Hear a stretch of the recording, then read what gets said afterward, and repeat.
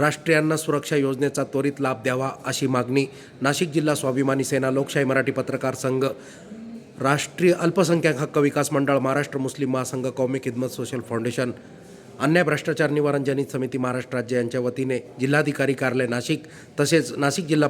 पालकमंत्री, नाशिक जिल्ह्याचे संपर्कमंत्री दादासाहेब भुसे यांच्याकडे स्वाभिमानी सेना, लोकशाही मराठी पत्रकार संघ, राष्ट्रीय अल्पसंख्याक हक्क विकास मंडळ यांच्या वतीने करण्यात आली आहे। तरी सर्वसामान्य गोरगरीब नागरिकांना राष्ट्रीय अन्न सुरक्षा योजनेअंतर्गत 100% त्वरित धान्याचा कोठा वाढून रीतसर त्वरित धान्य वाटप करावे असे अध्यादेश त्वरित जाहीर करावे अशी निवेदनात मागणी करण्यात आलेली आहे। तरी वरिष्ठ अधिकारी यांनी त्वरित लक्ष केंद्रित करून येवला शहर व तालुक्यातील सर्व गरजू घटकांना, सर्वसामान्य कष्टकरी गोरगरीब मजूर यांना त्वरित धान्याचा लाभ द्यावा अशी मागणी निवेदनात करण्यात आलेली आहे।